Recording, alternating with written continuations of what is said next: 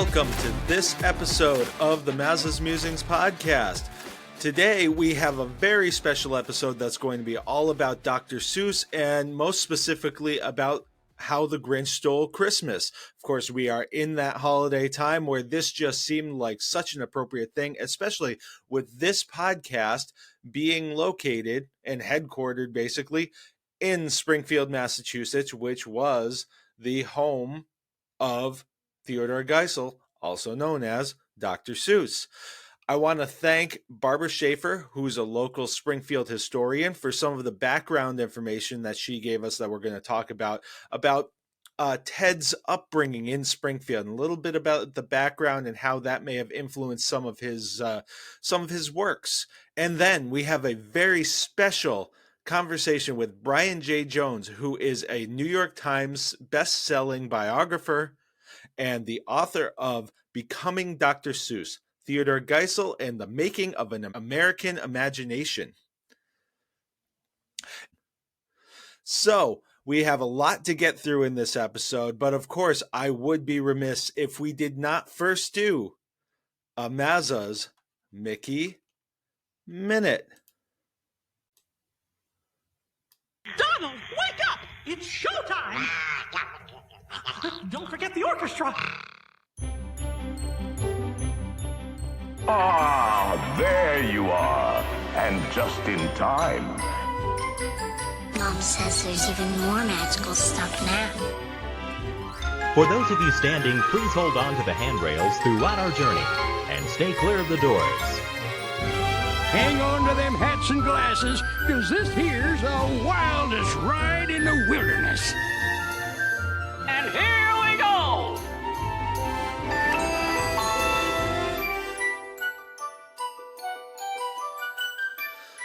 All right, so this week's Maza's Mickey Minute, I just wanted to make note of today when we are recording this portion of the episode. It is December 17th, and that is the first day that the new Island Tower at Disney's Polynesian Villas and Bungalows is now open. So, this is the first day that people are able to stay at this. They've been able to book it for a little while. This is obviously a new Disney Vacation Club specific space. But I've been reading about this and seeing some of the concept art and seeing some of the pictures that are coming out, and it looks really great. So this is from the Disney Parks blog. I'm just going to go through this very quickly just to give you a little bit of a sense of what this place is going to be all about. Located along the stunning shores of the Seven Seas Lagoon, the new tower will celebrate the vibrant spirit of the Polynesian islands, the natural elements, and our favorite wayfinder, Moana. With over 260 beautifully designed rooms, stunning interior spaces, and brand new amenities, the waterfront expansion will become a new home for Disney Vacation Club members and guests to create new vacation memories. So this is just, that's a little bit of corporate speak and everything like that. But if you haven't had a chance to take a look at this, I suggest that you take a look at some of the pictures and some of the artwork.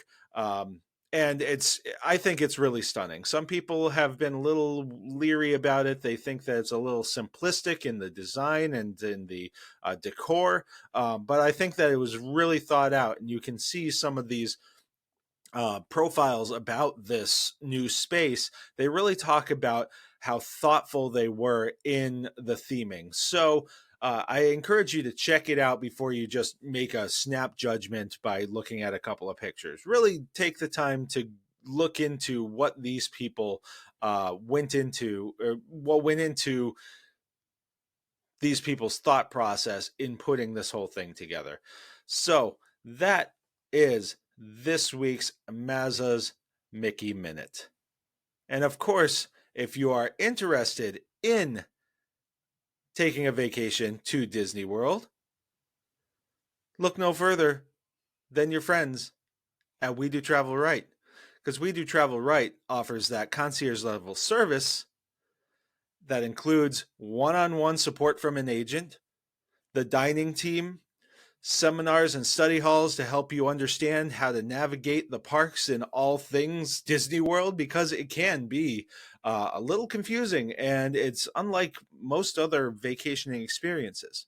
The best thing about all of it is it's free. You can go to wedotravelright.com/Maza to get a free, obligation-free quote. And all the services that you'd get thereafter are free because you are paying, whether you use an agent or not, you're paying for the use of an agent when you book a Disney resort, Disney stay, or a trip to Universal, or on a cruise line, or if you go to an all-inclusive. All of those places build the price of an agent into their pricing. So you're paying for the agent whether you use it or not. So doesn't it just make sense to use an agent? Like I said, you want your free quote? Go to wedotravelright.com/Maza. That's wedotravelright.com/MAZA and get your next magical vacation started today. Well, I can't do any more damage around this popsicle stand. So long, partner. See you real soon. Yes, Mickey, you will see us soon. It's getting close. The Disney family, or excuse me, the Maza family's next Disney vacation. By the time you're listening to this podcast, we are within the 60 days. So it'll be, it's coming down to it. It's going to be a great trip. We have used We Do Travel Right to help us with our dining reservations and securing our park tickets. So I'm not just talking about them as someone who, who's looking to help out a friend, because Emily is a friend of mine.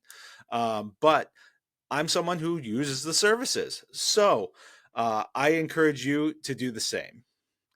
All right, now getting into our main topic of the week. I'm very excited about this. As I said before, we are located in Springfield, Massachusetts. Springfield is the home of, it's the birthplace of a lot of things, including basketball, including the first gas-powered automobiles, the first American gas-powered automobiles, the first American dictionary was first published in Springfield, Massachusetts, and we are the birthplace of Theodor Geisel, who is Dr. Seuss. So before we get into our main interview for this week, which is with Brian J. Jones, I wanted to give people kind of a little bit of a feel of Ted's upbringing and how he ended up, ended up with some of the inspiration, because he drew, it's presumed that he drew a lot of his inspiration from the area where he grew up. And there are a lot of parallels when you look at the books. And if you've ever been to this area or you live in this area, you'll see in the books and you'll be like, oh yeah, this is kind of like this. So there's a lot of that. And I wanted to just kind of go through so that people got an understanding of Ted's upbringing. And then we'll get into the discussion with Brian, which is all about the book itself, How the Grinch Stole Christmas, and its kind of impact and where it stands in Dr. Seuss's literary legacy. Whoa, that's harder to say than you'd think. So we're going to get right into the information that local historian Barbara Shaffer gave to me. This is almost all of this information that I'm giving you came from her, so I want to thank her very much for taking the time to kind of detail some of this stuff for me. We will also have a few images so that you can kind of place some of this stuff, whether you live locally or if you don't, it can just kind of give you a picture of kind of the area that Dr. Seuss was growing up in. So we will get right to that. Just give me a second to... If you are watching this either on Spotify or YouTube, you'll be able to see some of these photos and things that I'm bringing up. Otherwise, I'm going to try to keep it as verbal as possible, so that I'm not just saying, "Hey, look at this picture," so that everybody will be able to get the full idea here. So we are now talking about Theodor Geisel, who was born in the city of Springfield, most likely at his grandparents' home on Howard Street. And they were German immigrants who ran a bakery on the corner of Howard and Main Street in Springfield. Ted's mother, Henrietta, actually secretly eloped out of state in the summer of 1902 with Ted's dad, Theodor Geisel, who was the son of a Springfield brewer. Now, this was pretty controversial at the time, and they didn't tell friends that they had been married for roughly 6 months. So Theodor Geisel, the German patriarch of the Geisel family, was a jeweler in the old country who worked briefly at a gold chain factory in the south end of the city. And then he eventually partnered with Christian Kalmbach to buy a small brewery. Kalmbach and Geisel produced beer that became tremendously popular and sparked the popular phrase, "Come back and guzzle." The Geisel empire included downtown's Highland Hotel, where German cuisine and brews were a specialty. And it's said that during Prohibition, the townhouse in the Highland was occupied by the hotel manager, where he stored 2 truckloads of adult beverages, which were eventually cleared out in a federal raid. Today, there's a restaurant in Springfield called the Student Prince that still has some of the recipes from the old Highland Hotel. So getting back to Ted's childhood, when he was 2 years old, his parents bought a house in the Forest Park neighborhood of Springfield. And that house, which is on Fairfield Street, is still there to this day. The house was sold after Ted's father's death in 1968, but in I believe 2015, I believe the Springfield Museum System purchased the home to preserve it. Now, Ted attended Sumner Avenue School in Springfield, which at the time was new. It's still there to this day. It is certainly not a new school at this point. But his father was the park commissioner at Forest Park, which meant he helped oversee the activities at Forest Park. And he later became the superintendent of the zoo in Forest Park, which undoubtedly was an inspiration to Ted's book, If I Ran a Zoo. Now, Ted is said to have spent many hours sketching the animals at this zoo. Now, the Forest Park Zoo still exists to this day, but not in the form that you'll see it. If you're not watching on YouTube right now, there's a photo of a lion behind bars, and it's very much not that kind of zoo anymore. It's actually a great place where they take in animals. A lot of them were injured and cannot return to the wild. So if you are in the area and are checking out Forest Park, I do encourage you to check out the zoo. And moving on, Ted and his older sister Marnie attended what was at the time Central High School, which was later known as Classical High School, on State Street, which was right across from the Springfield Central Library. Well, Marnie was the scholar and Ted was not. You might think that that's funny for an author, but I feel like you find this a lot with a lot of creatives, that they don't fit into the normal structure that school or something like that would provide. It's said that he would play hooky to watch movies at the Bijou Theater, which was on Worthington Street in Springfield, but he also spent time at the library. He actually spent more time at the library than he did in school.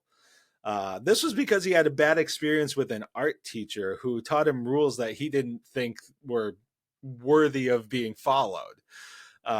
He also took piano lessons with an instructor at Court Square, Now, Court Square is right on Main Street in downtown Springfield, and there used to be a bookstore in the area on Main Street called Johnson's Bookstore. And to this day, the Johnson's Bookstore building is still there. The bookstore doesn't exist anymore, but Johnson's Bookstore would be the reward for Ted if he performed well in his lessons. His mother would take him to the bookstore. Now, of course, we mentioned the zoo, or the zoo at Forest Park, but Forest Park overall is, I mean, some public officials who I won't name at this point, but they've called it the gem of the city, and it truly is a very beautiful park. But it's also probably served as the inspiration for a lot of things in Dr. Seuss stories. Not the least of which is the Barney Mausoleum, which is just this really, really unique piece of architecture. It is actually the final resting place of Everett Barney, who was the inventor of the clamp-on ice skates, and he actually owned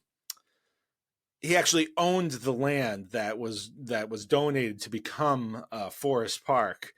So he and his wife are still their remains are in this mausoleum, and it's just such interesting architecture. It's got these curving staircases, and there's a sphinx guarding it. And so, you've seen some of these things or similar things in some of his literary works. There are also a lot of unique rustic outbuildings, and there was even once a section called Geisel's Grove. So, with all of that, it's really cool to kind of see where and how Ted grew up. It seems like, a lot of times these figures that we've grown up with kind of have this larger than life kind of feel to them. I talked with Dan Coterio when he visited the Disney Hometown Museum in Marceline, that these kinds of things are interesting because they kind of humanize the person, that we know. And especially with Dr. Seuss having, he had his real name, and then he had Dr. Seuss, his pen name. So there was kind of this added layer to Dr. Seuss. So that I thought it was really important to kind of give people kind of a sense that this was a kid who grew up very much the way that a lot of other kids did during that time.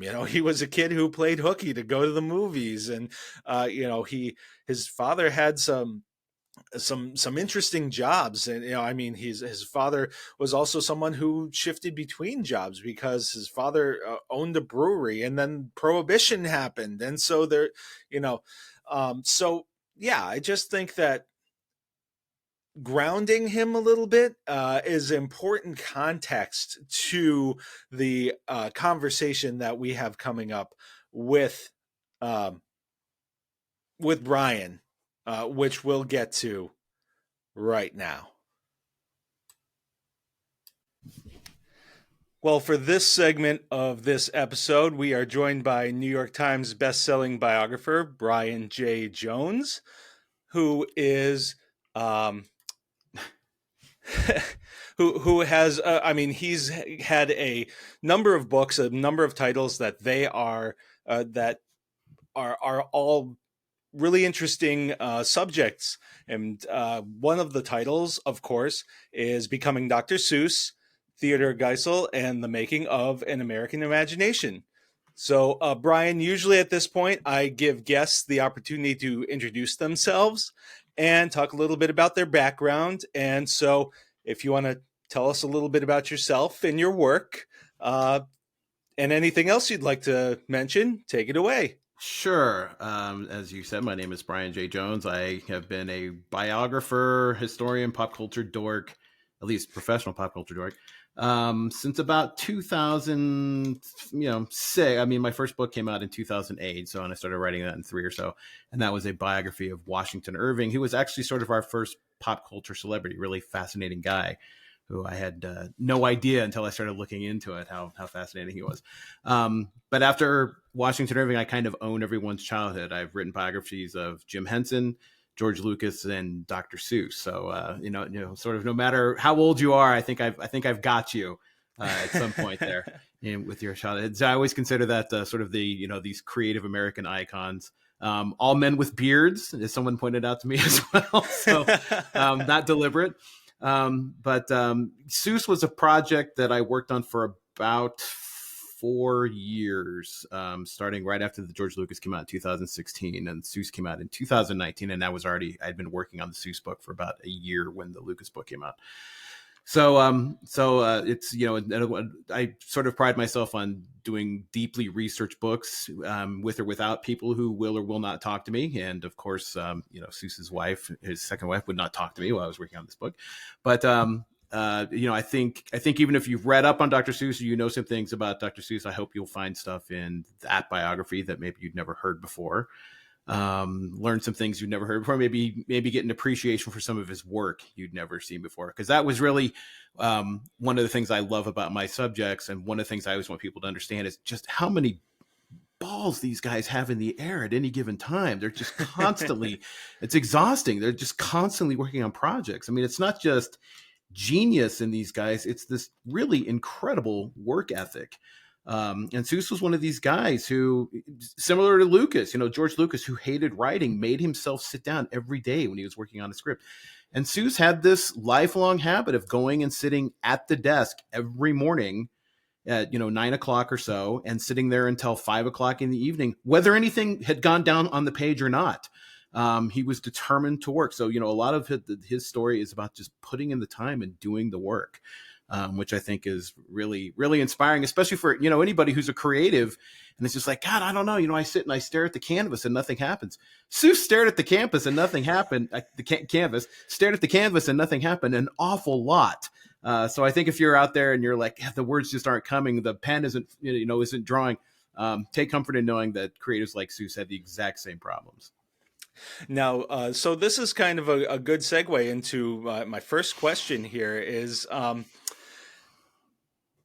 Dr. Seuss was already a bit established when he wrote How the Grinch Stole Christmas, but if you could just provide a little bit of perspective on where he was in his literary literary life at that point. Yeah. Where was he, and what? Obviously, you have multiple projects in the air, but what? Just so we have a little perspective as to where he was in his journey at that point. Sure. So when The Grinch is published, Seuss is 53 years old. He, it's so hard to believe because most of us know him as, already in tall, towering stone letters, Dr. Seuss. At the time this book came out, Seuss he was a well-known children's author. Didn't have a whole lot of books to his name yet. I can't remember the exact count, but not a lot of big ones. And a lot of the books that you since know, he hasn't even written yet. But 1957 is when The Grinch comes out, and it's a bellwether year for Seuss because he has two huge iconic books that hit that year. He has The Cat in the Hat, which comes out, I think, in April or sometime in the spring, and then he has The Grinch comes out at Christmas. So just a gigantic, iconic year for Seuss. He hadn't really had years like that before. One of the things that's fascinating about him is, Seuss's books did okay up until that point, but he never really earned enough to write full time. He was an advertising man. He'd made his career doing advertising, where he was the Don Draper of his generation, had this knack for coming up with sort of pithy taglines and things like that, and drawing. He did a lot of work for Esso and for Standard Oil and bug spray and things like that, and made his living primarily that way. He was also a script fixer in Hollywood and really got fed up with Hollywood. At one point after World War II, he thinks he might be able to make a career out of that, and just gets really disgusted by all the suits that have to inject themselves into the process, something that also happened to George Lucas, but just decides that he's just not cut out for Hollywood and is going back to doing children's books. And, Cat in the Hat is his is his big book. That's the book that makes him, because, and that's an entirely separate conversation, but what makes that book so important was that was a children's book that had a pedagogy behind it, which is the first time that it really happened. I mean, it was what they called a primer, like the Dick and Jane reader. But unlike Dick and Jane, so the vocabulary in that book was educator approved. But Seuss was the first one who figured out how to kind of make it fun. And so that book just sold like crazy. And then he hits again with the Grinch in the Christmas around November. I think that year is when it comes out. So just lightning in a bottle, great year for Seuss. But up until that time, couldn't really do it full time until these books come out. And now he can sort of move on and start becoming the Seuss we think of. Cat in the Hat sends him in an entirely different direction, doing children's books with vocabularies that are, again, educator approved. So that's what made a lot of those books. It made him so important. But like I said, up until this time, he's 53 when this book comes out, which is just, I'm 57. And you're like, great, I can't, life does begin at 50, I guess. So, it's great that you see Seuss like finally hitting it. He'd been doing what he liked for a long time, but this is finally the moment he's able to kind of sit down and do it full time and put all that other, underbrush, if you will, aside and concentrate solely on being a children's author. But this is the two big, most beloved Seuss books come out in the same year, which is just incredible. Now, so what was the inspiration? Ted Seuss often seems to have taken some of his personal experiences and the world around him and implemented it into his works. Was this the case with How the Grinch Stole Christmas? What was there an everyday inspiration that ended up launching this fantastical tale? Maybe. And I know a number of writers have tried to take it on and trying to read things into it and so on. You always have to be a little careful with Seuss on things like that. How much is deliberate message and how much is coincidence and how much is just him being funny. He can be a really unreliable narrator, which makes him really fun and sometimes frustrating to write about. You're trying to find the BS behind a lot of his stories sometimes. One of the stories Seuss told was about how he looked in the mirror, I think the day after Christmas or the day before Christmas, and didn't know what this was looking back at him and said, oh my God, it's Seuss looking back at me, and realized he'd sort of become Grinchy about Christmas and had to kind of rediscover what he himself had lost in becoming sort of cynical about it or just crabby in the trappings of it.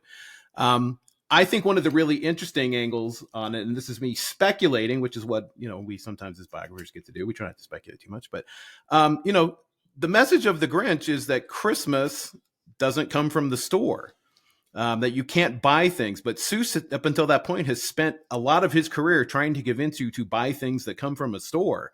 Sure. And so I don't know if maybe this is Seuss, sort of reckoning with himself and his role in capitalism and commercialism and things like that, and making a little commentary on that. It does that Christmas can be a little bit, made a little bit more. So again, I don't know if that's deliberate or not, but it's certainly I think a fair interpretation of that. His only official story on that was he looked at himself in the mirror and went, ugh. Who is that? And found out, once it was him, that he had sort of Grinched out. Seuss always said all his life that the Grinch was the one character he related to the most. He talked about, people would ask him if you could have the Cat in the Hat and the Grinch at the party, who would you invite to dinner? And he was like, oh my God, the Grinch, and Seuss drove the license plate on his car was Grinch, for the rest of his life. So I think that says a lot about how he regarded that character as sort of a character that had redeemed himself. And I think maybe Seuss saw, really like that message of redemption as well with the Grinch. Sure. Yeah. I mean, obviously, I'm coming to you from Springfield, Massachusetts, and so there are a lot of people talk a lot about tie-ins with the stories or with illustrations, like Mulberry Street. There's Mulberry Street in Springfield that people draw. Like he used to ride on the brewery carriage with his father down Mulberry Street, which at the time was was a pretty affluent street. And there's even there's a local town called East Hampton that is at the base of a mountain that they claim themselves as Whoville, and Mount Tom being Mount Crumpet. Yeah, I talked a little bit about that in the book. I think I even opened with that, and it was sort of the epiphany I had sitting in an airport coming back from Springfield, because I'm sure everybody on especially who live on Mulberry Street, get this. You probably have tourists like driving down that street really slow and ask you, where does Dr. Seuss live? And was like, well, he actually lived over on Fairfield. But there is a Mulberry, and I said something like, people are disappointed in finding out that Seuss didn't live on Mulberry Street as they are, and finding out there's no 221B Baker Street. There's a bank there now. But Seuss could always lift little elements. And I can't remember who it is, but there's in the cemetery, there's sort of a monument to, I think, the guy who built the first ice skates, who's buried there. And it looks like a Seussian sort of stairwells and curlicues and things. That's certainly something he would have seen and probably been impressed with. So, and across the street from where his parents' bakery was, I think is the Armory, which is still there, which looks like Bartholomew Cubbins, and it looks like a lot of other, it's got very Seussian architecture. So yeah, I mean, you draw what you know, for sure. And Springfield, even if it's not literally that, I mean, definitely inspired a lot of that. So it's funny, when I wrote about Washington Irving, and I have every community in upstate New York swears to me they're the actual Sleepy Hollow, even though there actually is a Sleepy Hollow. So everybody likes, to really get a hold of sort of that iconography around there. Now, Springfield can legitimately claim that, but it's, how much of it is literal and how much of it is influencing him, sometimes hard to say. So you mentioned that this was one of two stories that really vaulted Dr. Seuss into a much more prominent literary role. What was it? What do you think resonated with people about this story, and what helped him cement his place in children's literature with this story, along with The Cat in the Hat? So I think with the Grinch, I mean, it just kind of, I think people do love that redemption arc with the Grinch, and I think everybody has felt like every aspect of the Grinch one time or not, especially around the holidays. I think that's one of the reasons adults really liked it. And that really was always Seuss's superpower. Later on, was kids loved his books. They were fun to read. They rhyme, the rhyme is great. Teachers loved them because, again, with The Cat in the Hat, you've got an educator-approved vocabulary list. Now, Grinch doesn't have that. Grinch was what he was called the big books later on that didn't have to adhere to that vocabulary. But you've got a book that's, bionic, because parents don't mind reading The Grinch to their kid, because The Grinch is a great book. And because I think, again, parents, along with Seuss, have seen The Grinch in the mirror some mornings, and like that redemption arc, and I think can relate to every emotion that The Grinch kind of goes through, even in that book, even he was being a complete, a complete jerk and stealing everything. And then at the end brings it all back. So I think that's one of the reasons parents could relate to it on different levels, and kids just thought it was funny. And, and Seuss's rhyme really always keeps you coming back on both of those books. One of the things that I just love about Seuss, and for me, it was interesting because my relationship with him was very different than it was with, say, Jim Henson and George Lucas. Cause I was a Star Wars kid. I was 9 the summer the Star Wars came out, and grew up like Sesame Street Generation 1. Most people will tell me I learned to read with Dr. Seuss. I did not. I learned how to read. My mother, as she always says, Mother of the Year, handed my brother and I, Mad Magazine paperbacks and things like that. And that was what we were kind of reading. And Seuss to me was the dentist office book. Like, I would see those books at the dentist. And so I never had them at home, but I always loved going to, it was the one, I would love going to the dentist because I'm like, oh, I can read Bartholomew Cubbins, or I could read Seuss books. So I had a very different relationship with him on these books. And so that was when I was sort of fascinated watching him go along on the process of this. But something like Cat in the Hat is a book that parents love to read as well. But where I started that with his rhyme scheme. So I got to go back and read all of his books fresh, because I had not really read a lot of them growing up.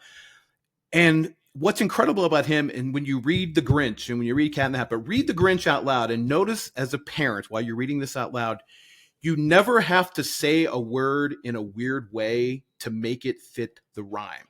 You never have to put a stress on a word. It's, Seuss writes refrigerator, not refrigerator, or refrigerator, or what, you never have to say a word weird to make it fit the rhyme scheme. Seuss was very deliberate about that.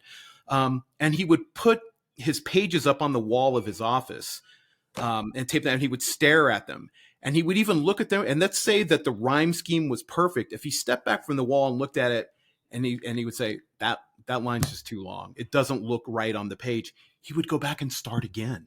to get the rhyme that wasn't that the sentence wasn't quite as long. Maybe you had to pick a completely different word. He always compared it to unknitting a sock when that happened, because you had to kind of go back and refit everything. But I think that's one of the reasons too, is like to our ear, and especially to the American ear, Seuss is a little hard to translate in other languages. Seuss, Grinch doesn't have too many weird words in it, but I mean, to the American ear, you don't have to struggle to make the rhymes work. And I think that's one of the reasons his books are so effortless as a read, even as a parent and his kids.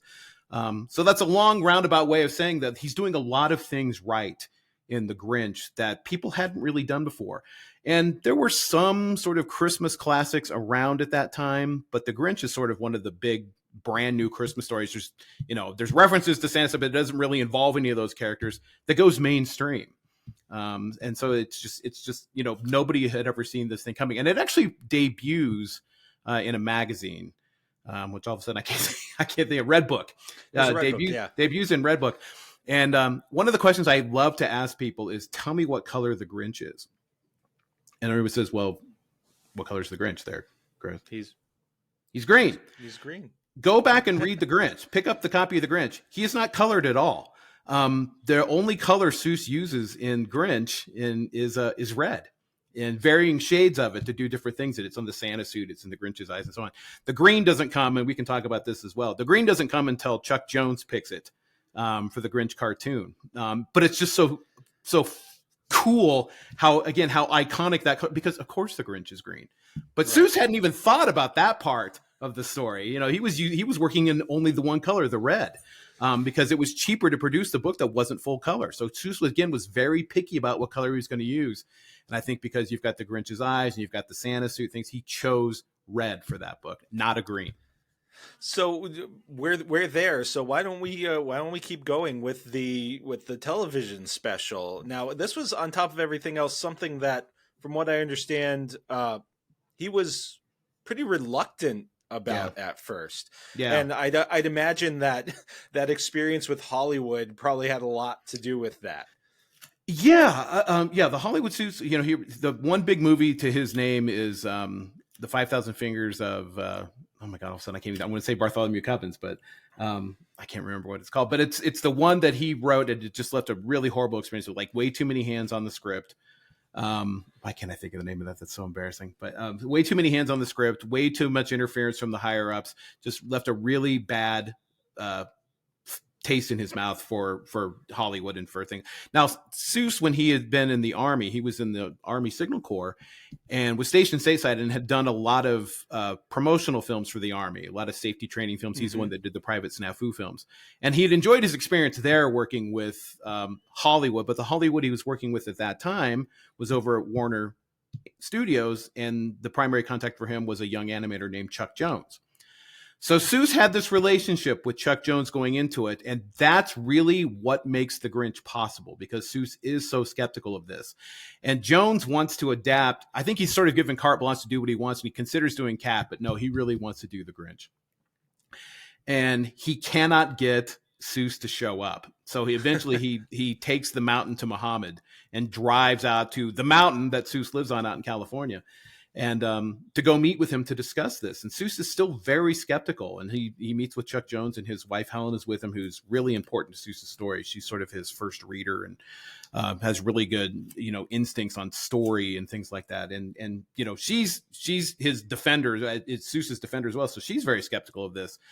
And as Chuck Jones is spooling out the story of how he wants to do this and how he wants to let Seuss be involved, and he can write the song. I mean, now his wife is on Chuck Jones' side, still trying to convince him, but he's very skeptical. The ad man's very skeptical on this one, but finally realizes that if you're going to do it, Chuck Jones is probably the right guy to do it. And the other thing I think they get him with is Chuck Jones tells me he can write the songs for it.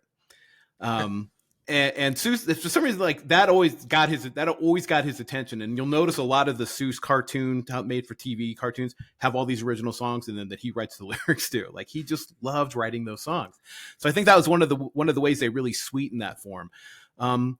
But Jones brings in all these great people to work on the project, and the backgrounds are just just beautifully developed, and nothing is done sort of half-assed on it. And I think that really appealed to him too. I think there are more frames per second in the Grinch cartoon than your standard animation. Again, it was like a little Wow. additional care in there to convince Seuss to come on board. So I think had it been anybody other than Chuck Jones, you might not have gotten this project done. He just sort of trusted Jones to not screw it up based on their past that they had. I'd imagine there's always a challenge too when you're taking what's essentially like a 10-minute read and trying to stretch it out into a 30-minute feature. I believe that. Well, and the brilliance of, they never said which one of them came up with it, but the brilliance of the animated version is they play up Max. They make Max sort of the audience's perspective in a way. He's sort of the every dog in that. And Max in the book, was constantly sort of reacting to things, but he's not playing the sort of part he is. Sure. So that was a really smart thing to do, to stretch that out, and adding the song stretches it out too. And it never feels padded, which is also really hard to do. But like fleshing out that character of Max, I think was really smart. I think that's one of the things people really love about that cartoon, which is why, again, when you do the live action Grinch, you better make sure you take care of Max in there as well, because that's the character, even though in the book he's not doing as much, the audience really insists on him now. They really want to see it from Max's point of view. Pulling that sleigh with that antler tied to his head and stuff. So that was a brilliant little conceit they did, is sort of putting it through the eyes of Max. But Seuss would go out every day to meet with Chuck Jones, and they would go over, picking that color. They joked that was the color of every rental car in Southern California the year they were making that book, making that special, and that was where they picked it. But again, it's another one that's so cool because it seems like it was just laying there hidden in plain sight. Of course, the Grinch is green. And color was always really important to Seuss. Seuss would send in, when he was, doing his books later on, he would always send in pieces of broken crayon to the printers at Random House and be like, this is the purple you have to match in here, and they were like spinning the color wheels trying to find the exact gradation for his colors. Very particular on colors, which again, it's weird that like he hadn't really thought about the color of the Grinch, but of course, why not? That's the color you're going to land on for him. And it pops out, and it's Christmassy. You put him with that red hat on, you've got the Christmas colors right there. But that comes through the cartoon, not through Seuss, which is really fun. Now, it's years later, and then there's the live action movie, which again, it's strange to stretch a 10-minute read into a full feature-length film. And you've stretched the book to a cartoon to a movie. Yeah, you've got to constantly figure out the way to like find your spots that you're going to use to flesh it out. Yeah. But this is all, it's interesting because, the book came out in 1957. The TV special was, 66? 66, I think so, yeah. And then I should have looked that up before I got on with it, Chris. Sorry, I didn't check that one. I think that's right. And then the full-length live action movie was 2003, 2000 something. But it's also, it's finding ways for new generations to connect with the story and maybe reconnect back with the book. Right. Yeah. And it always takes you back to the source material. I mean, there's a reason that book's perpetually in print. There's a reason it sells like crazy at Christmas. It's sort of like All of the Places You'll Go, which sells like crazy at graduation season. And also stays perpetually. It's a book for anybody who's in motion, changing lives. So that's another one that's perpetually in print and rises to the top of the bestseller list around May every year. But it always takes you back to the source material, and all the versions are are faithful, even as they're extrapolating on the source material. I don't think when you go back, if you watch the Jim Carrey Grinch and then without having read the book and then go back to read the book, you're going to come away going, oh, come on, it doesn't have this part in. I don't think you ever feel that way with the Grinch. You never feel ripped off by that book.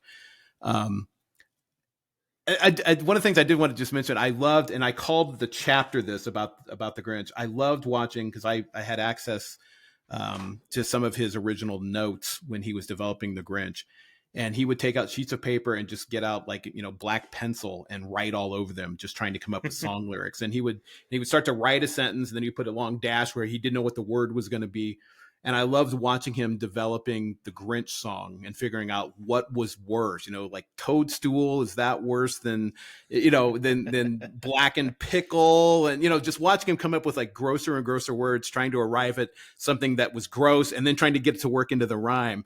And I called that chapter Stink, Stank, Stunk, because like he's got that written at the bottom of a page. He knows that's the pay dirt on that one, and he's trying to figure out how to get to it. So it's really fun watching his brain in action and stuff like that. And I tried to get some of that into the book as well. So as you're reading along, it's almost like the musical 1776. Like, they signed the Declaration, but as you're watching, you're like, are they going to get there? And when you're reading that chapter, I hope you're like, God, are they ever going to get this thing done? And they did in spades. It was a huge hit when it came out. It's been a perennial hit ever since then. It's one of those like Charlie Brown Christmas. If people don't get to watch it, they're pissed. Who's carrying it this year is like the beginning of the year. People are like, who's carrying Rudolph? Who's carrying the Grinch? Who's carrying Charlie Brown? Who's carrying A Christmas Story? You're spinning the dial, and now the app's trying to find out who's got what. And the Grinch is always one that people want to see.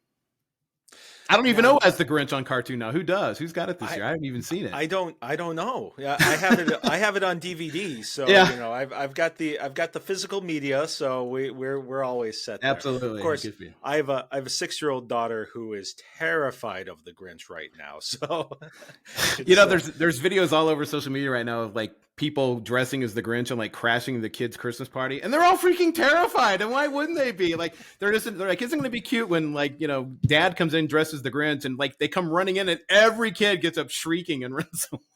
The funny thing is, before we were doing this, I was actually at a Christmas party for a nonprofit that I'm a part of, and we had Santa and we had the Grinch, and the number of kids who were actually like really into the Grinch, and the number of Grinch sweatshirts and Grinch sweaters, it's still a character that resonates to this day. I think the message and the character, certainly, I've been accused of being a Grinch myself, though. Right. You can see in the background behind me, I'm very much, there are things about Christmas that I certainly do love, and decorating is one of them. But, I think that what makes this book so great for me is regardless of generation, it resonates. Yeah. I mean, and isn't it fascinating and interesting that he's like the word Scrooge, the words like you hear that name and you know exactly what that is. You hear the word Grinch, you know exactly what that is. Like Seuss has this knack of picking just like in a way that Dickens kind of did, picking just the right word that, again, it seems like it was always there. And why did no one else ever grab it? Now, Grinch is a word that showed up in some of his earlier work without meaning what it did later. It was but the first time he appeared, it was sort of an oily snake oil salesman. So characteristically, it was kind of the same, personality, although it was a different looking character. But it's just, it's such a great word. And, Seuss often got asked, he got asked, I think it was the Lorax, where did that come from? How did you come up with the drawing of him? And he says, well, I looked at him and he was a Lorax. And, he's being flipped because he really agonized over that, especially in a book like the Lorax, that he had to like go on safari to like get back to it. But Grinch is just like, it's a word you hear that word Grinch and we all know what it means. Like Seuss just has that knack for picking the exact right word that seems, again, like it was always there. But if you say, oh, that guy's such a Grinch, and we all know exactly what that means. It's like you tell somebody's a Scrooge. We all know exactly what that means. So really, another really cool thing that Seuss has done. Now, with just getting back to the book specifically, again, with How the Grinch Stole Christmas and also The Cat in the Hat reaching success, do you think that it influenced the way that he approached his books and his writing going forward, or did he have his process already and it didn't deviate? Well, he had his process already, but he had to deviate it slightly more so the Cat in the Hat and the Grinch are doing two different things. And the Cat in the Hat, again, as I said at the beginning, why that book was important is it had the educator approved vocabulary list. It's got a pedagogy behind it. The Grinch does not. The Grinch is like, is what he always called the big books. Cat in the Hat's a different size. Grinch is literally a bigger book, but those were his bigger books. But what Cat in the Hat does is spawn an industry at that point. Random House realizes like, this is a huge book.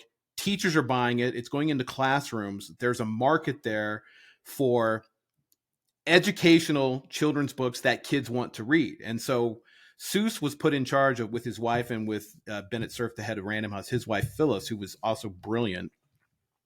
They were put in charge of the Beginner Books imprint. Man, Cat in the Hat is sort of the first beginner book. And beginner books are, again, very important because they would sit down and they would hire people like the Berenstains come out of the beginner books, the Stan and Jan Berenstain of the Berenstain Bears. When you get ready to write the book, they say, here is your word list. And for, the grade level they were starting off with, it's about 400 words roughly. And you cannot deviate from that list. If you have the word, let's say the word alligator is on the list, if the word alligators is not on the list, you can't just randomly pluralize it. Now they came up with a couple of rules later on how you could pluralize things, but it's like if your verb was missing or a tense of your verb is not on that list, you can't use it. So it's like writing in a straitjacket in a way. And Seuss had talked about just the agony of writing The Cat in the Hat. It took him several years because you couldn't find things there. And he always joked that he said, I'm going to find the first two words that rhyme, and that's going to be the main character finally. And he said cat and hat both rhymed, and he knew that was it. That sounded very simple, but it's like, he had stared at that word list for the better part of a year trying to figure out what his story was.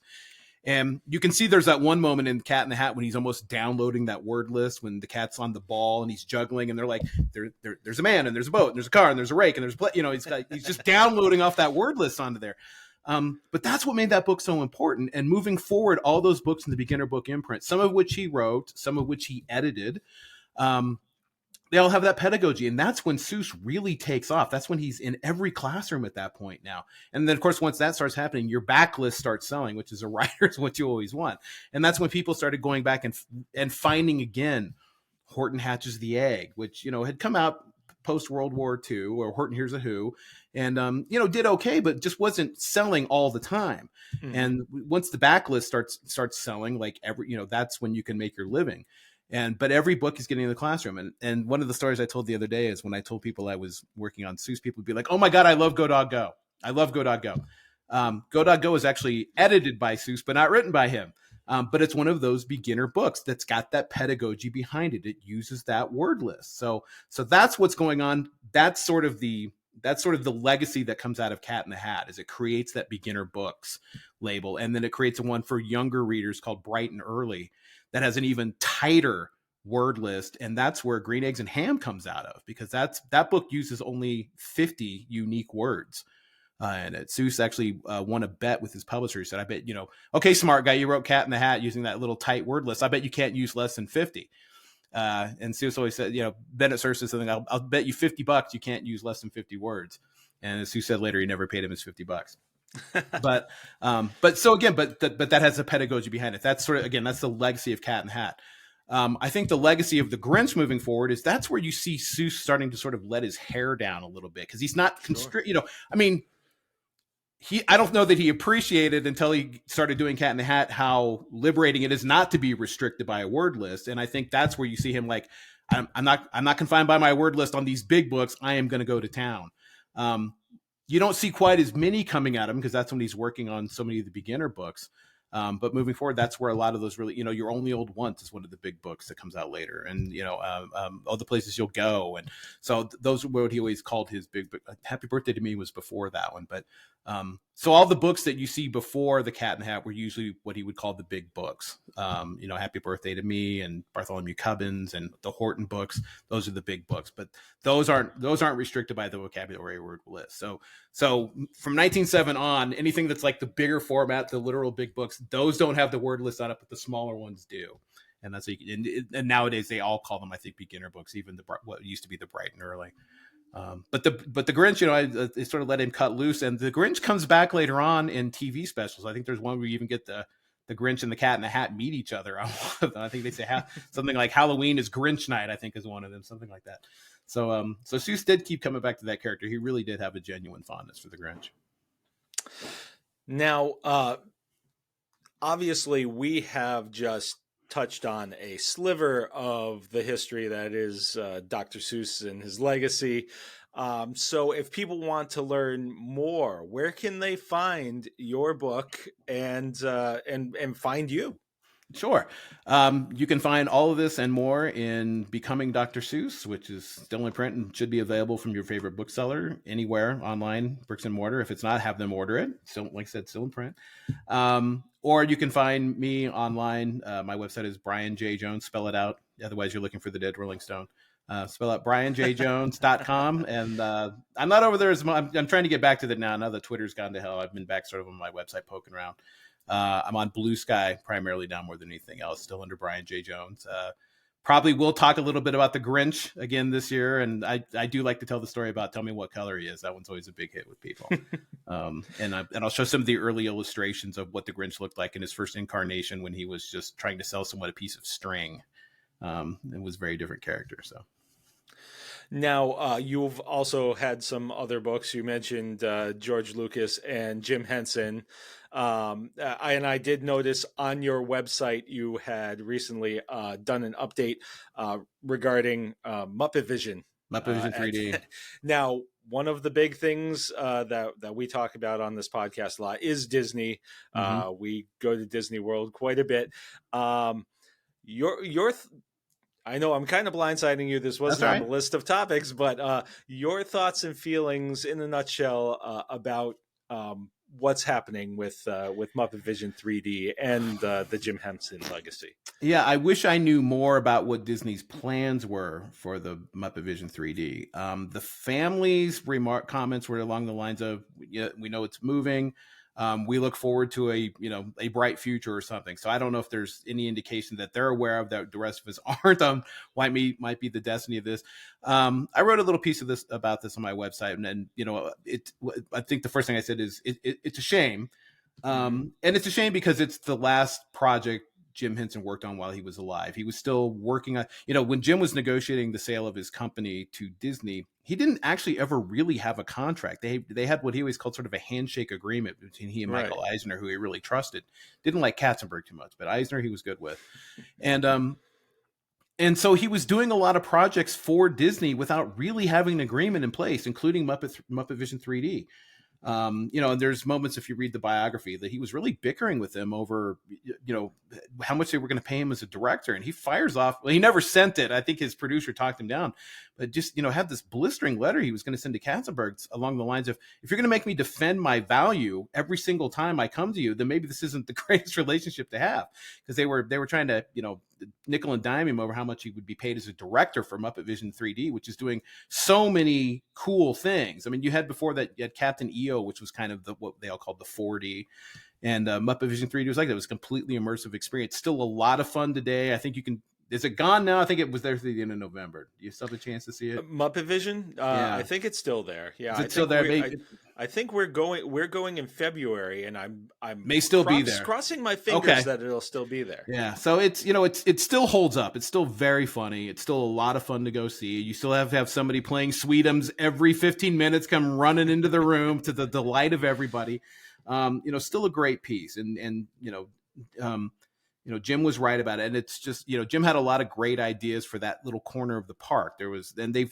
Disney has tried, I can't tell how hard to bring some of those elements into it. You have Rizzo's Pizzeria, I think, in there now, which, Jim had the idea for a themed restaurant in there where everything went crazy. And he loved the dark rides, and he wanted sort of a Muppet version of the Great Movie Ride where all the information you got was incorrect. Like Jim thought that was hilarious.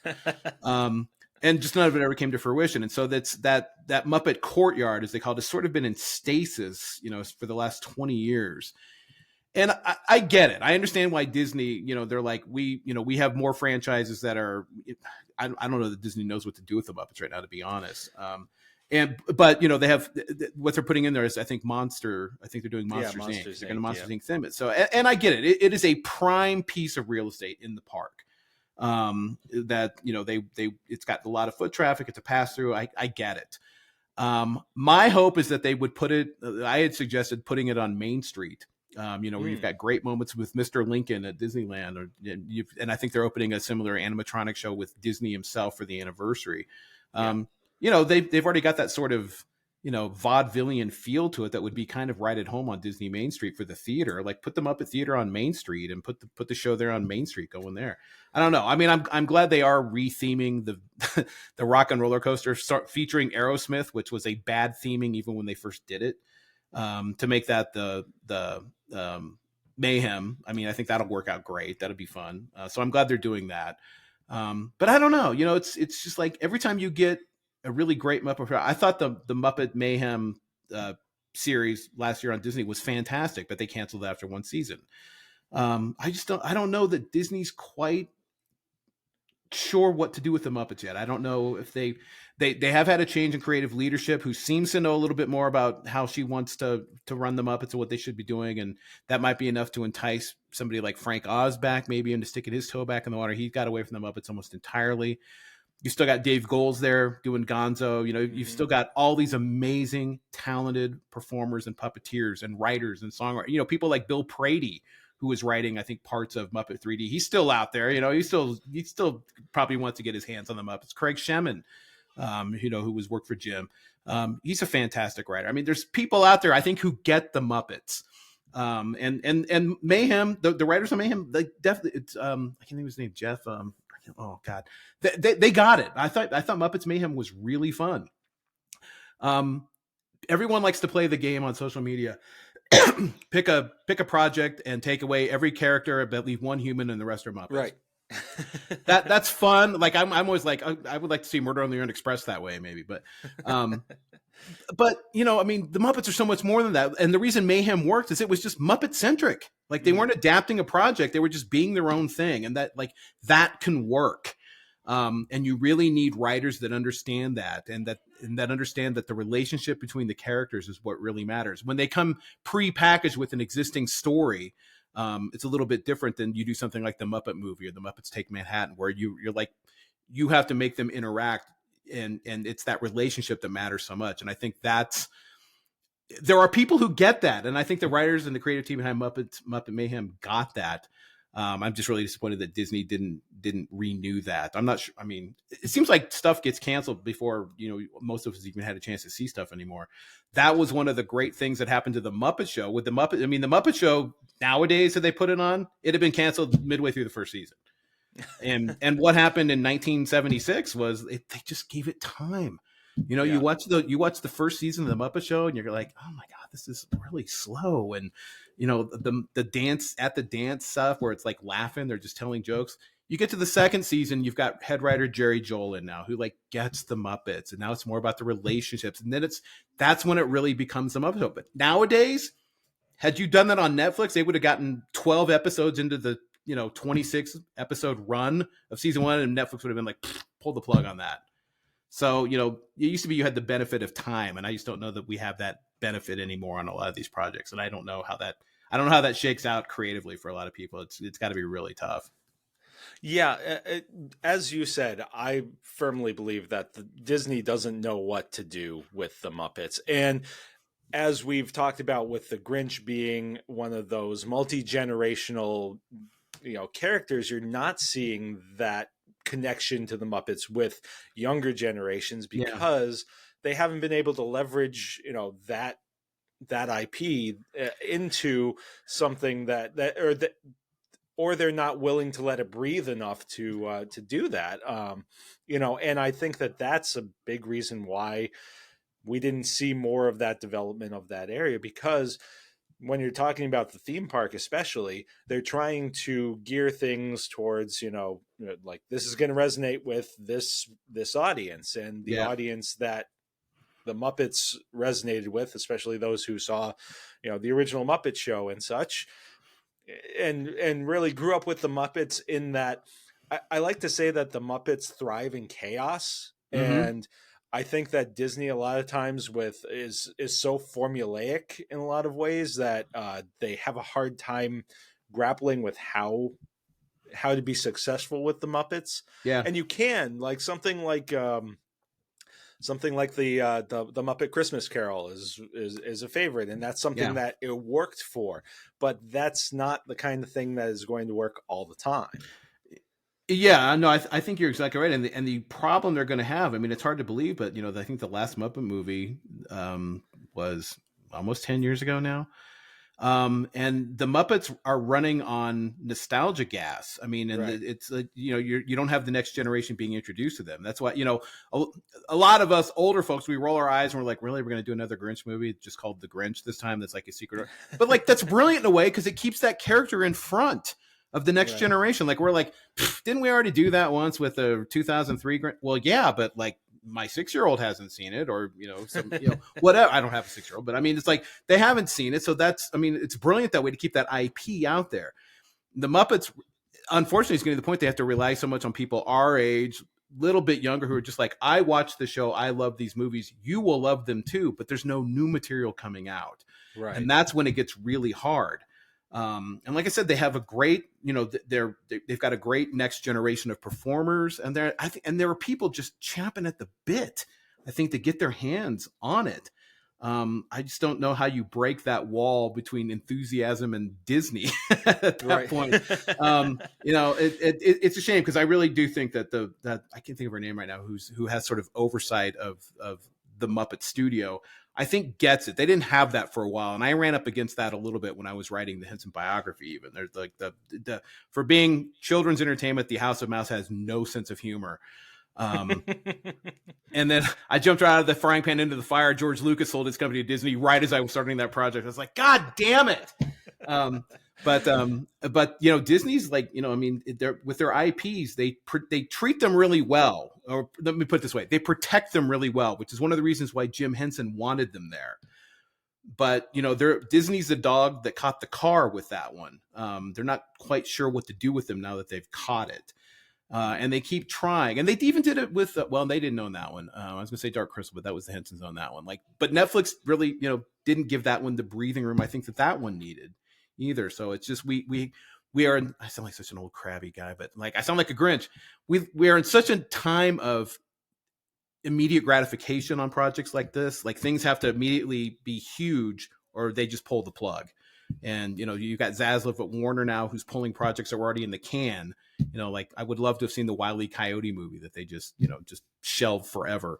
The Batgirl movie, stuff that they just can in the name of the bottom line. So I mean, you're really running into an era now where I think we're, and this would have frustrated Seuss, where the suits are driving the creative process, and that for those creatives was incredibly frustrating. It happened to George Lucas, happened to Seuss, it happened to some extent to Jim Henson, but man, Seuss just had no patience for, all these fingers in a project. It just really just gave him the willies.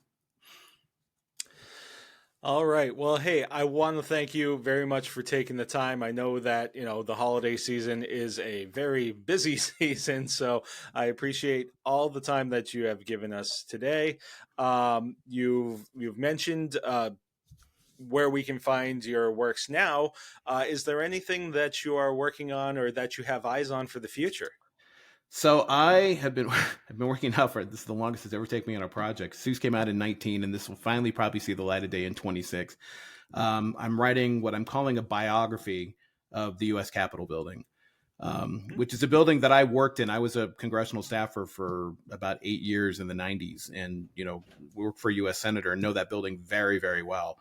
And it's never really been stood at the center of even really a history. But like I said, whether they want to call it a history biography, I'm calling it a biography. In my signature line on my Gmail account, it says capital an American biography. We'll see if that stays, but really trying to treat the building as a character. And what's been so much fun is every chapter seems to have a protagonist and an antagonist trying to just absolutely kill each other over who's going to get credit for things and whose plans are going to prevail, and politically who's on this side of it. And so it's been a lot of fun. It's just taken me a lot longer than I anticipated it was going to take. So hopefully that'll be coming your way in the 250th anniversary of the Declaration of Independence. So spring of 26, hopefully. All right. Well, again, Brian, thank you very much for the time. I hope that you have a great holiday season and it isn't too Grinchy. I hope not. And best to everybody in Springfield. Like I said, I spent quite a bit of time in Springfield while I was researching and writing this, and everybody there was really great. Your historical society there is fantastic. The library there is fantastic. So you guys are lucky to live in a real gem there. It's a great town. Well, thanks very much, and have a great one. Thank you.